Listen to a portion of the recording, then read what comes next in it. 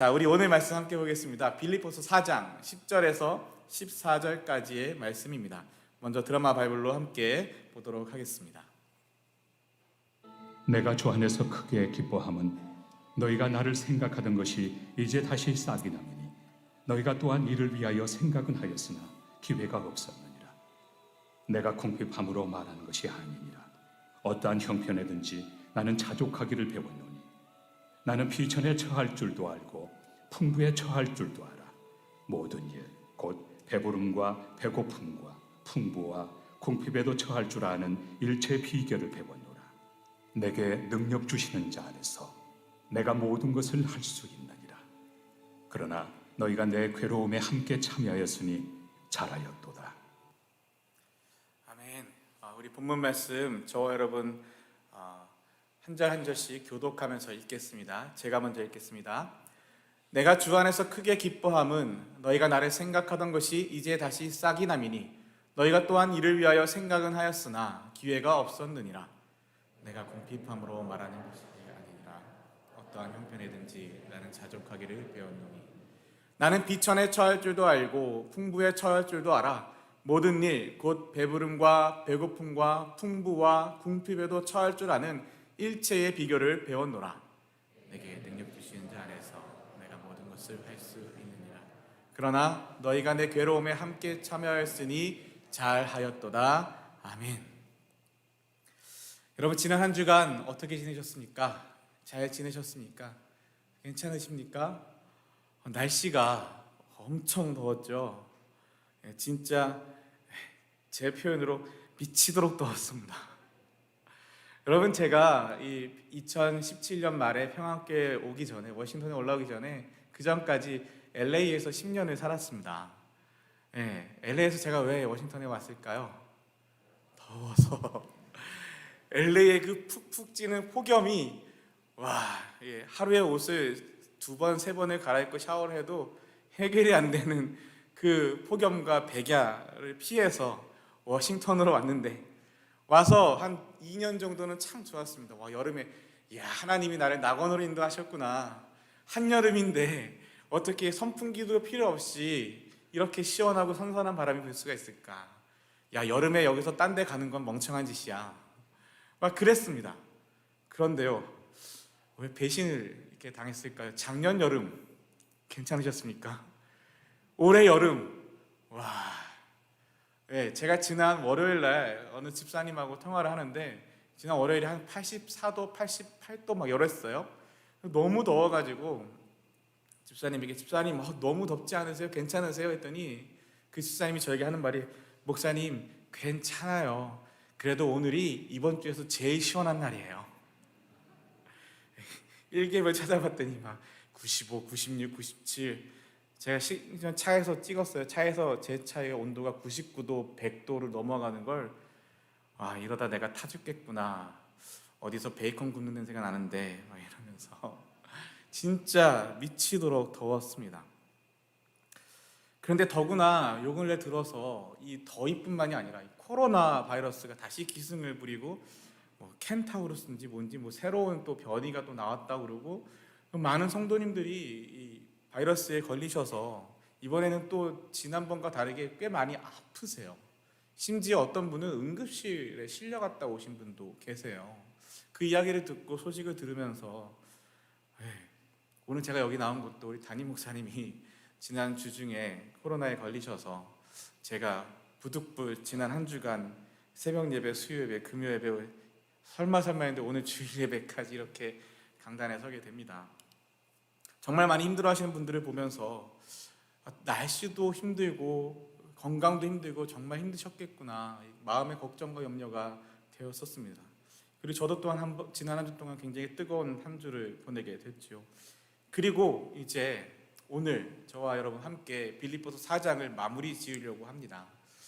어떻게 말씀을 전할까 하다가 제가 원래 보통은 한 번 설교하면 한 장씩 설교를 하거든요. 기본 한 장, 이야기가 이어지면 2장, 3장, 한 권씩 설교하기도 하는데 이 빌립보 4장은 특별히 이런 일이 벌어질까 봐 4장을 쪼개서 세 부분으로 나눠서 수요일날 파트 1, 그리고 금요일날 파트 2, 그리고 오늘 파트 3를 보게 됩니다. 오늘 빌립보서 4장 10절에서 14절인데요.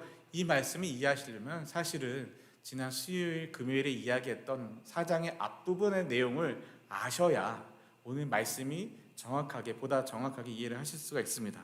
그래서 어쩔 수 없이 복습을 하고 시작하도록 하겠습니다. 지난 예배를 안 들으신 분들이 많으실 걸로 믿고 새롭게 은혜를 받으시기를 바라며 함께 복습할 텐데요.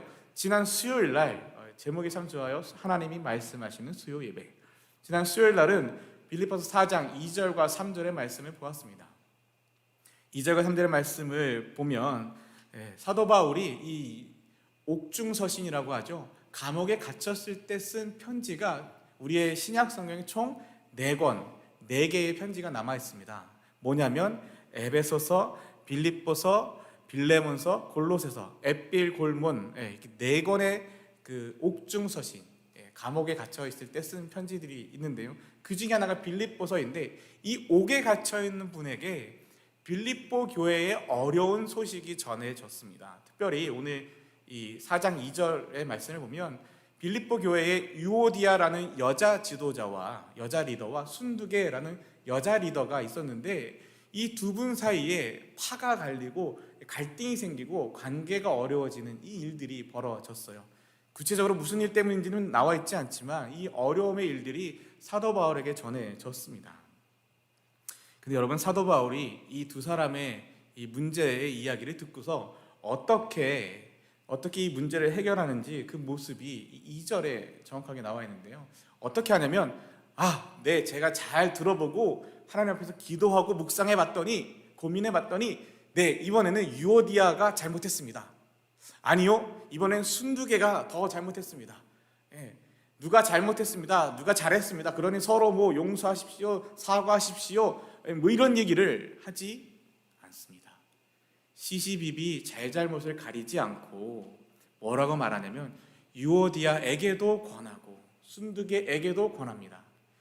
여러분이 3절에 보면 복음에 나와 함께 힘쓰던 저 여인들이란 기록이 있는 것처럼 여러분이 나와 함께 복음에 참여하고 복음을 위하여 힘쓰고 애쓰는 하나님을 믿는 사람들이라면 주 안에서 같은 마음을 품으십시오. 주 안에서 같은 마음을 품으십시오.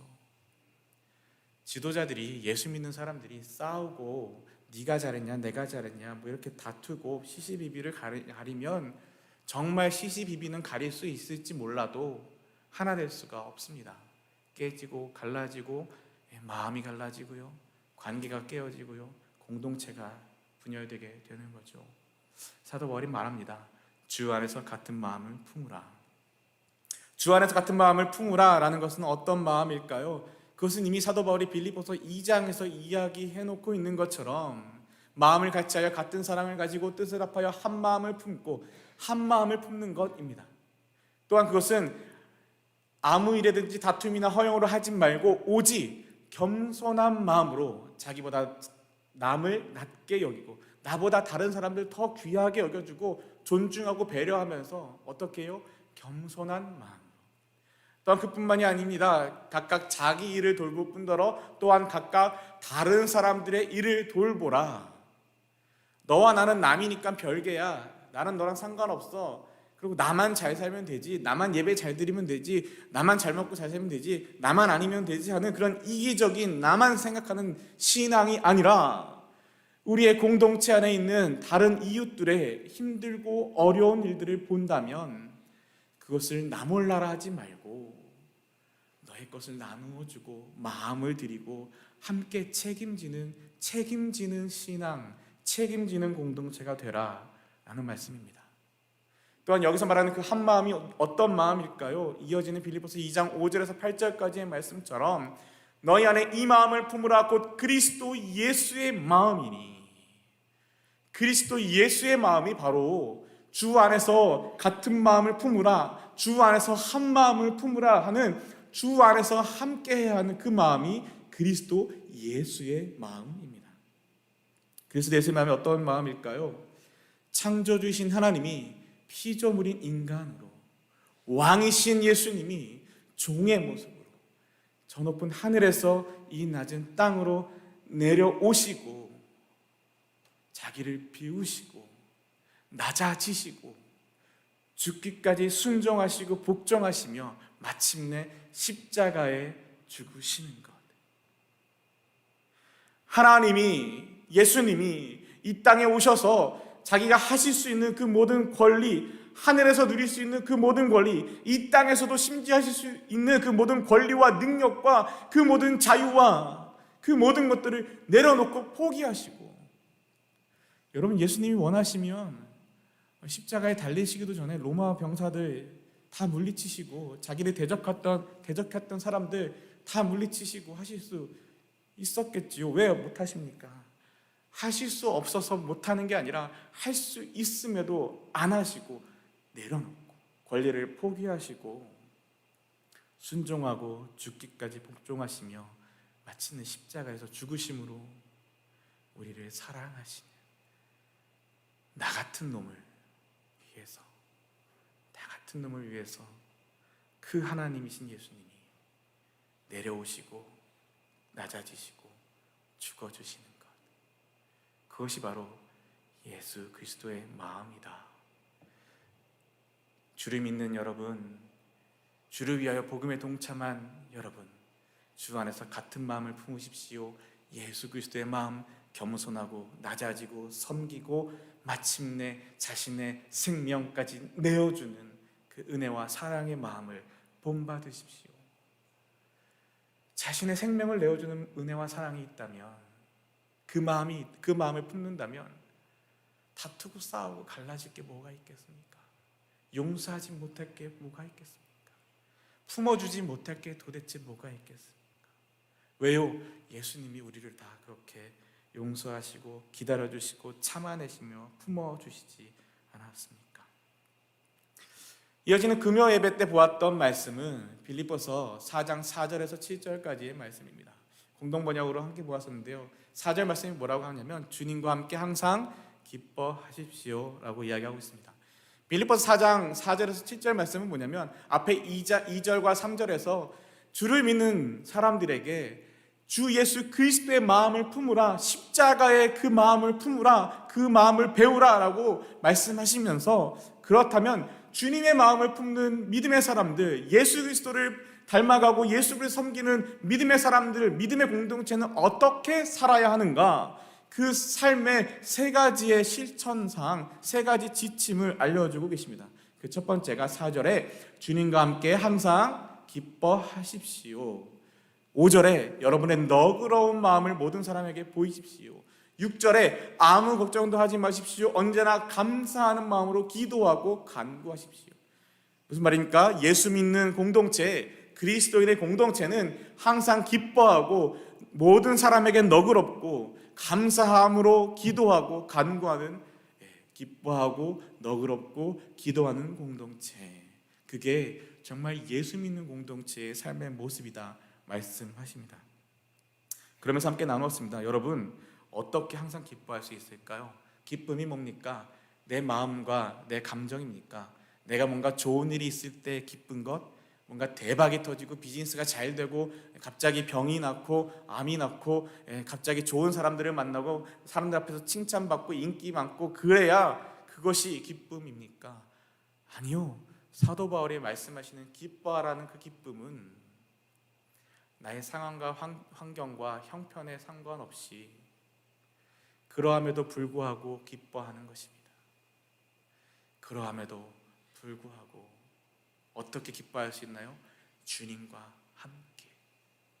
이게 키포인트.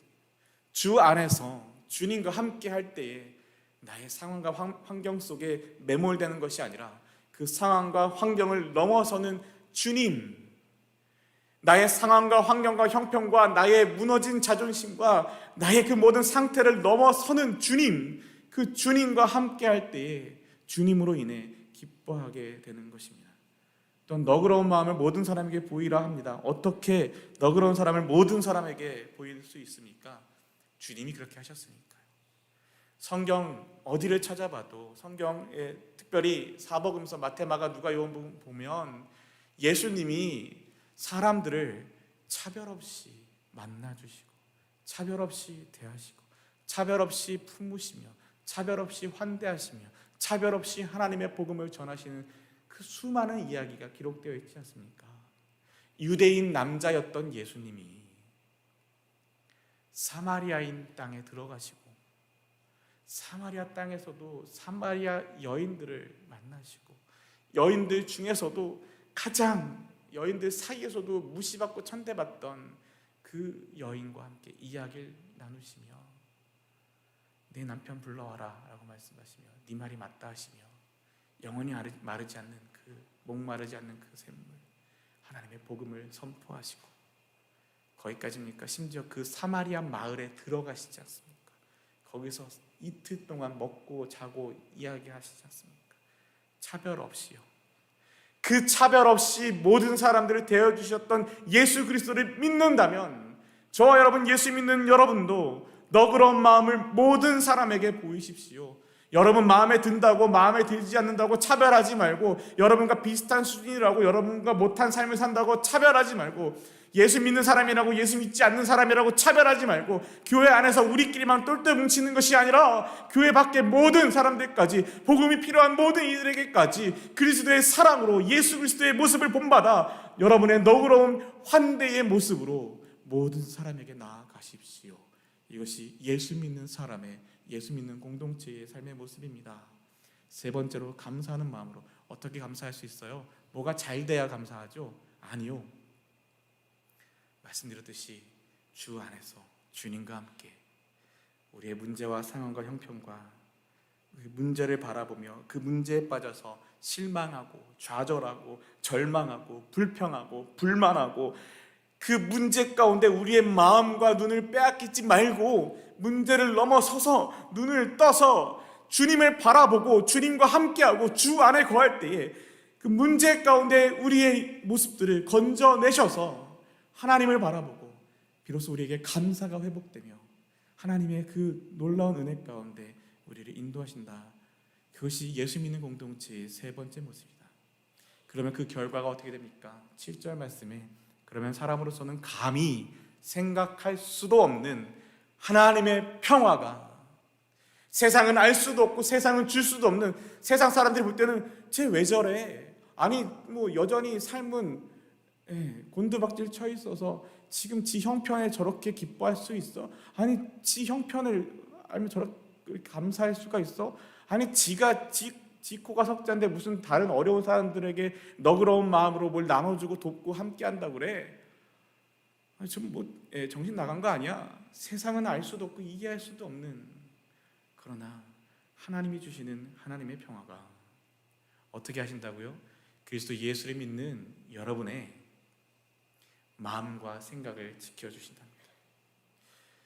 그 하나님의 평화가 이 힘든 우리의 경제적인 상황을 회복시켜 주시고 그 하나님의 은혜가 우리의 사업을 대박나게 하시고 그 하나님의 은혜가 우리가 그냥 하나 샀던 그 복권을 당첨되게 하시고 그 하나님의 은혜가 우리의 질병에서 우리를 깨끗하게 치유하시고 그 하나님의 은혜가 하나님의 평화가 우리를 잘 먹고 잘 살게 하신다. 아니요.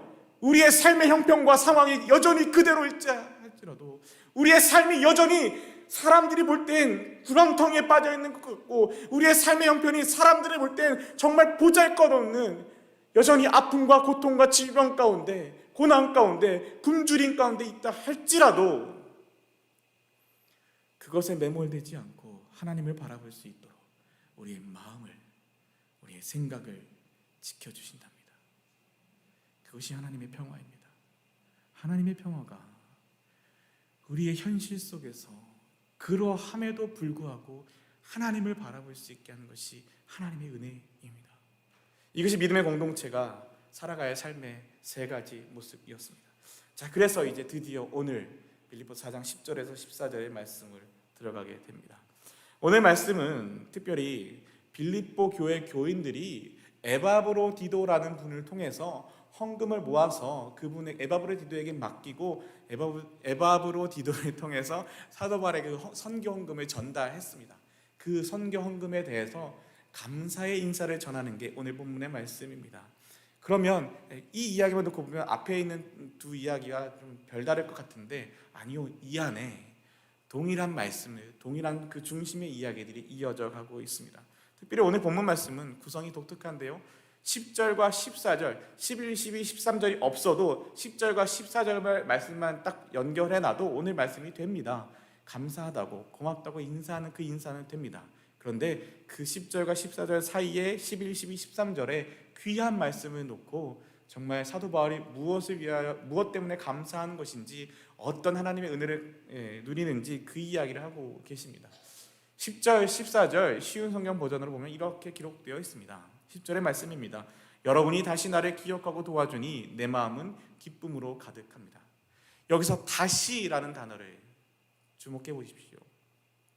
빌립보 교회가 사도 바울에게 선교 헌금을 보낸 게 처음이 아니라는 거예요. 이전에도 그 이전에도 어렵고 힘든 때마다 함께 하였다는 거죠.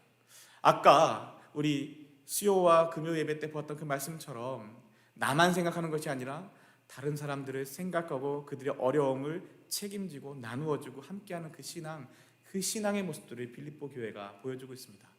역사학자들에 따르면 그 빌립보 시는 되게 부유하고 대단했을지 모르지만 빌립보 교회는 로마의 핍박과 여러 가지 어려움에 처해서 교회가 크지도 않았고요. 교회의 경제적인 형편도 매우 어려웠다라고, 쉽게 표현하면 가난한 작은 교회였다라고 합니다.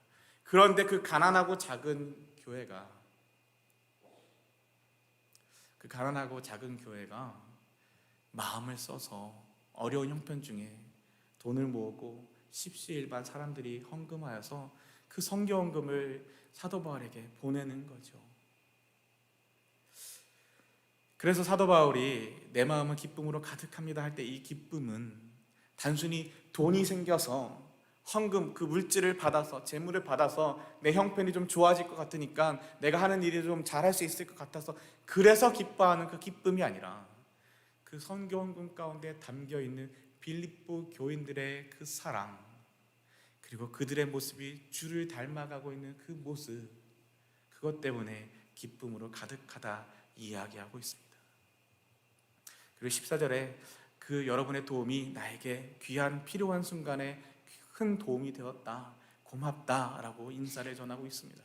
근데 그 사이에 이 11절, 12절, 13절의 말씀이 기록되어 있어요. 특별히 이 13절의 말씀은 내게 능력 주시는 자 안에서 내가 모든 것을 할 수 있습니다 라는 이 말씀을 많은 사람들이 좋아하고 붙들고 심지어는 성구를 써서 가게에도 붙여놓고 막 이렇게 하세요. 정말 어떤 말씀일까요? 그 진짜 의미는 뭘까요? 11절의 말씀에 보면 내 처지가 힘들어서 이렇게 말하는 것은 아닙니다.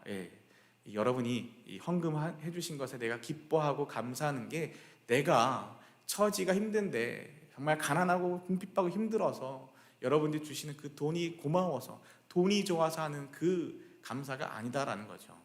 뭐라고요? 그 안에 담겨있는 그들의 사랑, 그리고 그 안에 담겨있는 그들이 예수 그리스도를 닮아가는 그 성숙한 모습, 그것에 감사하다라는 거죠. 여러분, 오히려 나는 내가 가진 것에 만족합니다. 그리고 나는 어떠한 환경에서도 감사하는 법을 배웠습니다. 만족, 감사. 여러분은 만족하십니까? 여러분은 지금 형편에 만족하십니까? 여러분은 지금 살고 있는 집에 만족하십니까? 기회가 있어서 더 좋은 집, 더 큰 집에 살 수 있는 기회가 있다면 그래도 만족하니까 이사 안 하시겠습니까? 여러분 지금 사업과 비즈니스를 하신다면, 직장을 다니신다면 거기에 만족하십니까? 여러분 지금 직분을 가지고 계시거나 봉사를 하고 계시다면 거기에 만족하십니까? 인간이 만족할 수 있을까요? 쉽게 많은 사람들이 다 알고 있는 것처럼 인간에게는 만족이 없는 것 같습니다. 하나를 가지면 두 개를 가지고 싶고, 두 개를 가지면 세 개를 가지고 싶고, 그런 게 인간의 모습이지 않을까요? 나폴레옹이 이런 말을 했다고 하죠. 내 사전엔 뭐가 없다고요? 불가능이 없다. 근데 그 원어의 뜻은 이렇답니다. 불가능이란 단어는 프랑스어 단어가 아니다. 불가능은 프랑스어 단어가 아니다. 원어는 그렇다고 하는데 이게 오역됐다라고 하긴 합니다. 또한 어떤 분이 이런 얘기를 하십니다. 예수 사전엔 성공이 없다. 예수 사전엔 성공이 없다. 누가 한 말씀입니까? 모르시겠죠? 모르시면 7월 28일 목요일 새벽 예배를 다시 한번 유튜브에서 돌려보시면 나옵니다. 구독과 좋아요, 알림 설정을 꼭 해주시고요. 예수 사전엔 성공이 없습니다. 그런데 저는 여기 하나 더 추가하고 싶어요. 우리 사전엔, 인간들의 사전엔 만족이 없다. 만족이 없습니다. 도대체 우리가 과연 만족할 수 있을까요? 우리의 끝없는 욕심, 끝없는 욕망이 언제나 우리를 굶주리게 하고 늘 우리를 남들과 비교하게 하고 비교함으로 불평과 불만을 갖거나 교만해지거나 감사하게 다른 사람들과 차를 비교하고 집을 비교하고 핸드백을 비교하고 이러면 다행인데요. 딴 집 남편은 이렇다던데 하면서 남편을 비교하고 저 집 자식은 저렇게 공부도 열심히 하고 엄마 말 잘 듣는데 하면서 자식 비교하고 이러시면 상당히 곤란합니다. 약이 없어요. 그런 비교에는 약이 없습니다. 여러분, 비교는 우리를 교만하게 하거나 우리를 좌절하게 하거나 어찌되었든 어떤 모습이든 하나님에게서 멀어지게 합니다. 만족하지 못하게 돼요. 만족이 없으면 감사도 당연히 없습니다. 그래서 사도 바울은 가진 것에 만족하고 있습니다. 어떤 환경에서든지 감사하고 있습니다. 아니, 사도 바울은 인간이 아닌가? 우리 사람은 만족이 없는데 어떻게 만족하고 감사하지? 그 이야기를 12절에 하고 있습니다. 나는 가난을 이겨낼 줄도 알고 부유함을 누릴 줄도 압니다. 배부를 때나 배고플 때나 넉넉할 때나 궁핍할 때나 어떤 형편에 처해서도 어떤 형편에 처하더라도 기뻐하고 즐거워합니다. 저는 이 12절의 말씀을 읽으면 제가 이 아주사 신학대학원, 캘리포니아에 있습니다. 아주사 신학대학원에서 공부할 때 그때 저에게 공부를 가르치셨던 어느 교수님이 생각납니다. 백인이시고요. 데니얼 뉴먼이라는 하얀 백인 교수님이신데 제가 만났던 그 어떤 백인보다 한국말을 잘하십니다. 한국에서 9년을 사셨거든요. 근데 저는 미국에서 10년이 넘었는데 왜 영어를 못하죠? 제가 언어의 장애가 좀 있습니다. 어찌되었든 그 교수님이 수업 시간에 한 번은 이런 본인의 간증을 이야기해 주셨어요. 그 간증이 너무나 제 마음에 남아있는데요. 선명하게 남아있는데 이런 말씀하셨습니다. 이 교수님이 젊은 시절에 이제 선교사로 헌신하고 선교단체에 파송을 받아서 중국 선교사로 헌신하여서 중국에 들어가게 되셨답니다. 근데 중국에 들어가려다 보니 중간 경유지로 한국에 일주일인가 2주일인가를 머물게 되셨다고 해요. 그래서 한국에 도착해서 이제 중국 들어가기 위하여 마지막 준비를 하고 계시는데 그 며칠 사이에 중국의 선교문이 닫혀버린 거예요. 하나님, 어찌 이런 일이? 내가 딴 일 하겠다는 것도 아니고 선교를 하겠다는 건데, 하나님의 일을 하겠다는 건데, 그 중국 갈 준비를 다 하고 왔는데 하나님, 왜 나를 이 경유지인 한국에서 멈추게 하십니까? 내 앞길을 왜 막으십니까? 하나님. 기도하고 하나님 앞에 간구하면서 하나님이 왜 나를 여기에 머물게 하시는가를 알기 위하여 그곳에서 한국에서 더 머물게 되셨다고 합니다. 그래서 한국에 있는 선교 지부에서 파송받아서 정말 어렵고 힘든 가난한 교회, 목사 월급도 주지 못하는 상가교회에 목사로 파송되어서 월급 한 푼 받지 못하고 그 교회에서 사역을 하셨답니다. 원래 그 선교단체는 이제 자비랑 선교가 원칙이었다고 하는데요. 그런 와중에 이제 한국에 있는 여인을 만나셔서 사랑이 싹트고 결혼을 하셨답니다. 그런데 이 월급도 못 받는 목사님이 무슨 돈이 있겠어요. 그래서 겨우겨우 지하 단칸방을 신혼방으로 얻으셨답니다. 여러분, 지하 단칸방 혹시 살아보셨습니까? 저는 꽤 오랫동안 지하 단칸방에 살았고 저희 어머니의 소원이 지상낙원이었습니다. 지하를 벗어나 지상으로 올라가는 게 저희 어머니의 살아생전의 소원이었고 마침내 이루셨습니다. 그것도 지하에서 지상이 아니라 공중으로 아파트 8층으로 올라가 버리셨는데 어찌되었든 한국의 지하 단칸방에 사셨습니다. 그리고 이제 그 사모님이 아내가 임신을 하여서 이제 만삭에 이제 출산을 얼마 앞둔 만삭의 몸이 되었을 때 그날도 이 목사님이 교회에서 저녁 예배를 다 인도하고 모든 사역을 마치고 집에 들어오셨답니다. 그리고 이제 만삭의 아내를 위해서 이제 저녁 식사를 만들어주기 위하여 냉장고를 딱 열었습니다. 그러자 방에 있었던 사모님이 목사님에게 여보, 집에 쌀이 없어요. 쌀이 떨어진 지 벌써 며칠 지났어요. 여보, 냉장고 열어봐도 야채도 하나 없어요. 우리 형편이 지금 이 상황이에요. 지금 남아있는 건 라면 한 봉지밖에 없어요. 아내는 임신하여 만삭인데 더 많이 더 잘 먹여도 부족할 판에 집안에 라면 하나 딱 라면 한 봉지. 그래서 그날 저녁에 목사님이 아내와 함께 그 라면 한 봉지를 끓여서 아내와 라면 한 봉지 나눠 먹고 잠자리에 들려고 자리에 누우셨답니다. 여러분, 이 상황에서 잠이 오겠습니까? 목사님이 생각하셨대요. 하나님, 도대체 왜 이런 일이? 내가 중국에 간다고 했는데 중국도 못 가게 하시고 한국에서 맡겨주신 그 어렵고 힘든 교회 자비량으로 사역하고 섬기고 있는데 임신한 아내를 이렇게 굶기시면 되겠습니까? 그러면서 슬픔과 또한 좌절과 속상한 마음에 기도와 원망을 섞어서 이렇게 하시다가 잠이 드셨답니다. 다음날 아침이 되었습니다. 여러분, 옛날엔 전문적인 용어로 그 지하방이나 반지하 이런 그 문은 다 샤시로 되어 있죠. 알루미늄으로 되어 있는 그 문입니다. 굉장히 소음이 약한. 근데 아침이 되었는데 일어나기도 싫은데 왜 일어나기 싫을까요? 일어나면 먹을 게 없잖아요. 물밖에 없어요. 수돗물밖에 없는 상황에서 그 아침에 누군가 문을 쾅쾅쾅쾅, 그 지하방의 문을 쾅쾅쾅쾅 두드리더란 겁니다. 목사님이 놀래가지고 잠에서 일어나 깨서 집주인이 왔나 싶어가지고 엎친 데 덮친 격으로 집주인이 왔나 싶어서 문을 살짝 열어봤더니 몇 명 안 되는 그 교회 성도님들 중에 한 집사님이 그 앞에 와 있는 거예요. 그냥 와 있는 것도 아니라 양손에 비닐봉지를, 플라스틱백이라고 하죠. 비닐봉지를 전문적인 용어로 봉다리입니다.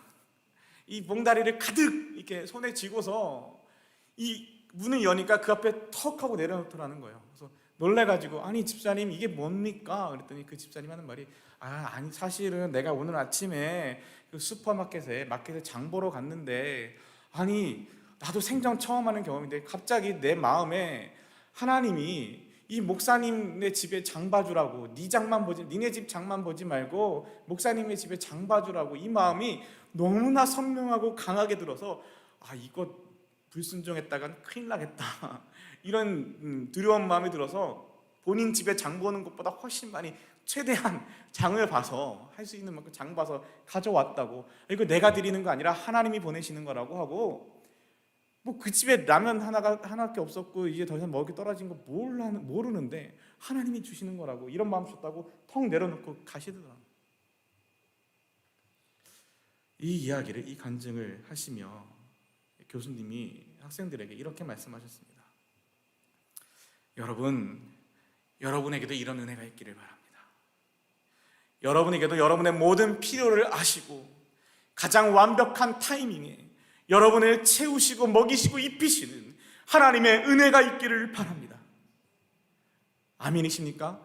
사랑하는 성도 여러분, 여러분에게도 이런 은혜가 있기를 바랍니다. 여러분의 힘들고 어려운 상황과 형편, 여러분의 모든 필요를 하나님께서 아시고 가장 완벽할 때에, 가장 필요할 때에 하나님께서 먹이시고 입히시고 채우시는 그 하나님의 놀라운 은혜가 여러분 가운데 임하시기를 주님의 이름으로 축원합니다. 아멘 하십니까? 그런데 여러분, 만약 간증이 여기서 끝났다면 저는 이 간증을 잊어버렸을 겁니다. 여기서 끝나지 않았습니다. 이어서 아멘하는 학생들에게, 여러분처럼 아멘하는 분들에게 교수님이 이어서 질문하십니다. 어떻게 하면 이런 은혜를 받을 수 있을까요? 이런 은혜를 받고 싶으십니까? 어떻게 하면 이런 은혜를 받을 수 있을까요? 그러자 이런저런 이야기가 오고 난데 교수님이 마침내 이렇게 이야기하십니다. 여러분이 이런 하나님의 은혜를 받기 원하신다면 이런 상황, 이런 고난, 이런 어려움에 처해야 합니다. 이런 은혜를 받고 싶으십니까? 아멘 하십니까? 그렇다면 이런 고난에도 함께 동참하셔야 합니다. 고난이 없이 은혜가 없습니다. 여러분 조금 전에 아멘 하셨습니다. 여러분 이런 은혜를 받고 싶으시다면, 먹이시고 입히시고 채우시는 하나님의 은혜를 받고 싶으시다면 굶주림과 가난과 배고픔에 처하는 그 고난에도 동참하셔야 합니다. 아멘이 아까보다 안 들리는데. 네. 그렇습니다. 여러분 예수 그리스도를 믿으십니까? 주님의 그 십자가의 은혜를 사모하십니까? 주님을 닮기를 원하십니까? 그렇다면 말로만이 아니라 실제로 주님의 그 죽으심의 자리까지 순종하시는 그 고난에도, 그 고난의 자리에도 우리가 함께해야 할 줄 믿습니다. 그래서 사도 바울이 이 빌립보서 13절에 또한 이렇게 이야기합니다. 어떻게 그렇게 할 수 있느냐? 내게 능력 주시는 그리스도를 통하여 나는 모든 것을 할 수 있습니다. 내 힘으로 하는 것이 아닙니다. 내 능력으로 하는 것이 아닙니다. 내 뭔가 요령으로 하는 것도 아닙니다. 내게 능력 주시는 예수 그리스도, 나를 구원하시는 예수 그리스도의 그 십자가를 바라보고 붙들 때에 주님이 나의 능력이 되시고, 주님이 나의 구원이 되시고, 주님이 나의 생명이 되시기에 주님이 하십니다. 내가 하는 것이 아니라 주님이 하십니다. 그러하게 나는 모든 것을 할 수 있습니다. 여기서 모든 것이 뭘까요? 우리가 그렇게 바라고 기대하는 대박나고 잘 먹고 잘 사는 그 모든 것일까요? 아니요. 가난, 부유함, 배고픔, 배부름, 넉넉함, 궁핍함, 그 모든 상황, 잘 먹고 잘 사는 것뿐만이 아니라 힘들고 어렵고 굶주리고 배고프고 사람들에게 오해받고 상처받고 왕따당하고 무시당하는 나의 자존심이 무너지는 그 모든 상황까지 어떻게 해요? 내게 능력 주시는 예수 그리스도 때문에, 내가 아니라 주님이 하십니다. 만족하고 감사하는 것. 자, 그래서 오늘 말씀 전체가 쭉 이렇게 되는데요, 시간이 많이 가서 요약해서 특별히 빌립보서 4장 말씀을 함께 정리해보면 크게 세 가지로 이 말씀들을 뽑게 됩니다. 2절 말씀에 내가 유오디아를 권하고 순두기를 권하노니 주 안에서 같은 마음을 품으라. 4절에 주 안에서 항상 기뻐하라. 내가 다시 말하노니 기뻐하라. 13절에 내게 능력 주시는 자 안에서 내가 모든 것을 할 수 있습니다. 아멘. 사도 바울이 계속해서 뭐라고 얘기합니까? 4장 계속해서 주 안에서, 주 안에서, 그리스도 안에서, 내게 능력 주시는 자 안에서, 주 안에서 예수 그리스도의 마음을 품고 예수 그리스도로 인하여 나의 상황과 형편과 삶의 모든 것 그러함에도 불구하고 주 안에서 기뻐하고,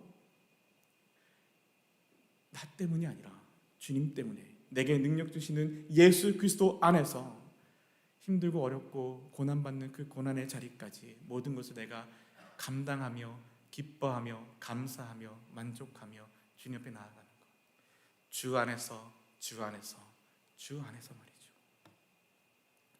사랑하는 저와 여러분, 정말로 우리가 주 안에 사는 은혜가 가득하길 원합니다. 온라인으로 예배드리시는 여러분, 교회 와서 예배드리시는 여러분, 우리가 주 안에 사는 하나님의 공동체 되기를 소망합니다. 결코 만족이 없는 우리의 욕심, 우리의 욕망을 따라 살며 다른 사람들과 나를 비교하며 살며 불평과 불만과 시기와 질투, 그 죄의 자리에 우리의 눈과 우리의 마음을 빼앗기지 말고 낮은 곳으로 임하시며 내려오시며 포기하시며 죽기까지 순종하시며 우리를 끝까지 포기하지 않고 사랑하시고 건져내시는 그 주님의 마음을 본받아 우리도 주님과 함께 좁은 길, 그 험한 길일지라도 외로운 길일지라도 주님과 함께 걸어가시지 않으시겠습니까? 우리가 그 은혜가 저와 여러분 가운데 가득하기를 주님의 이름으로 축원합니다. 우리 함께 기도하시겠습니다. 우리 함께 기도하실 때에 오늘 말씀 기억하시면서 하나님, 주 안에 살고 싶습니다. 주 안에 살게 하여 주십소서. 내 상황과 형편은 여전히 별 볼 일 없다 할지라도 하나님, 그것에 내 마음을 빼앗기지 않게 하시고 그 너머에 있는 주님을 바라보게 하시고 주님을 붙들게 하시고 주님의 사랑을 붙들게 하시고 예수 그리스도의 십자가를 붙들게 하시고 그 십자가를 본받아 나도 주님과 함께 낮은 곳으로 나를 드리고 섬기고 나누고 베풀고 책임지며 주님을 닮아 주님과 함께 살아가는 그 험한 그 길, 그 외로운 그 길, 좁은 문 좁은 길일지라도 주님과 함께 걸어가는 하나님의 사람들 되게 하여 주시옵소서. 우리 함께 기도하겠습니다. 사랑의 하나님, 이 시간 주님 앞에 간절히 순간하며 기도합니다. 하나님, 정말 우리에게 하나님이 필요합니다. 정말 주를 믿는 하나님의 사람들, 주를 사랑하는 하나님의 사람들, 주님과 함께 동행하기로, 정말 주님을 따라 살기로 작정하는 주님의 제자된 하나님의 사람들, 하나님 우리 평안교회, 하나님 정말 주님을 닮아가는 교회 되게 하여 주시옵소서. 하나님 주 안에서 살며, 주 안에서 기뻐하며, 주 안에서 감사하며, 주 안에서 감당해 나가는 하나님의 교회, 하나님의 성도들 되게 하여 주시옵소서. 하나님, 정말 내 마음대로 좋을 때만, 내 마음대로 기쁠 때만, 내 마음대로 사는 삶이 아니라 정말 주님 안에 살며, 주님 안에 기뻐하며, 주님 안에 감사하며, 주님 안에서 하나님 정말 다른 사람들을 위하고 섬기고 드려지는 하나님의 사람들 되게 하여 주시옵소서. 하나님, 내 힘으로 안 됩니다. 내 능력으로 안 됩니다. 도무지 내 안에는 그럴 수 있는 능력이 없습니다. 하나님, 그러하기에 하나님이 필요합니다. 하나님, 우리와 함께하여 주시고 우리를 붙잡아 주시고 우리 가운데 함께하여 주시옵소서. 우리 다 함께 일어나 찬양하겠습니다. 예수 따라가며, 예수 따라가며 복음 순종하며 우리 행할 길 완하겠네. 주를 의지하며 순종하는 자를 주가 늘 함께 하시리라. 의지하고 순종하는 길을 예수 안에 즐겁고 복된 길이로다.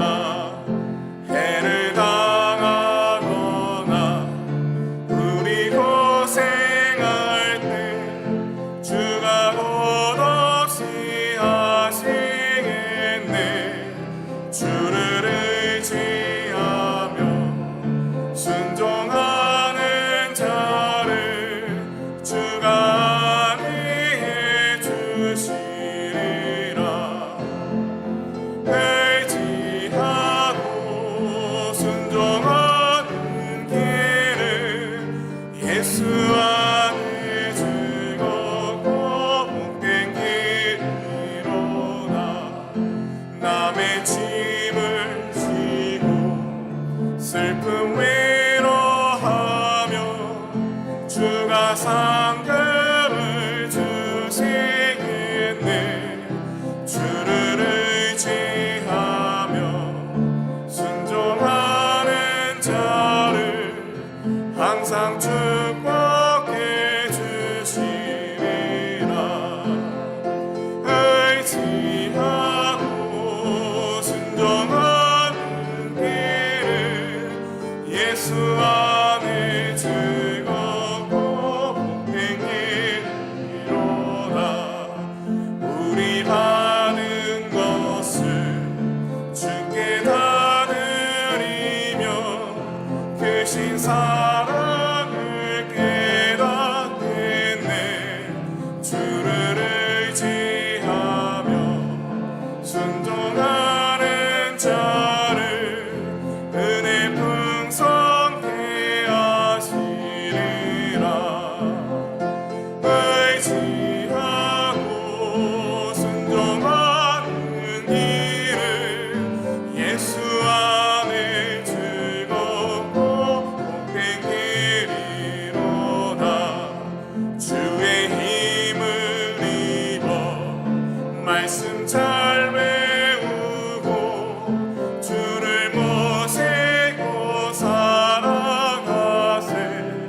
주를 의지하며 항상 순종하며 주가 사랑해 주시리라. 의지하고 순종하는 길을 예수 안에 즐겁고 복된 길이로다. 은혜의 하나님, 주님의 크신 은혜에 감사드립니다. 이 어지럽고 혼란한 세상 속에서 우리를 지키시는 하나님, 우리의 형편을 하나하나 살피시고 우리의 필요를 채우시며 우리에게 날마다 새 힘을 주시는 하나님께 감사를 드립니다. 하나님, 우리도 주와 함께 살며 주 안에 살며 주를 의지하며 살아가며 주님이 기뻐하시는 믿음의 삶을 살아가게 하여 주시옵소서. 하나님, 사랑하는 가족을 주님 품에 얹어 올려드린 유가족들이 있습니다. 그 마음을 위로하여 주시고 이 땅을 살지만 천국을 소망하며 주님 앞에서 다시 만날 그날을 소망하며 이 땅에서의 하루하루를 기쁨과 감사로 은혜로 살게 하여 주시옵소서. 이 시간 준비한 예물을 주님 앞에 올려드립니다. 우리의 모든 것이 하나님의 것임을 인정하며 올려드리는 이 예물을 하나님께서 받아주시고 예물이 쓰여지는 곳곳마다 주님의 복음이 전파되며 하나님의 영광이 드러나게 하여 주시옵소서. 이제는 우리 주 예수 그리스도의 은혜와 하나님 아버지의 끝이 없는 사랑과 성령 하나님의 함께하심과 교통케 하심의 역사가 이 시간 하나님의 말씀 앞에 순종하며 그 말씀을 받아 주 안에 살겠습니다, 주님과 함께 살겠습니다, 주님을 의지하며 살겠습니다, 주와 함께 낮아지고 겸손하게 예수 그리스도의 십자가를 붙들고 살겠습니다 다짐하며 작정하며 나아가는 한 사람 한 사람 머리 위에 그 가정과 자녀 위에 일터와 사업 위에 이제로부터 영원히 함께 하시기를 간절히 축원하옵나이다. 아멘.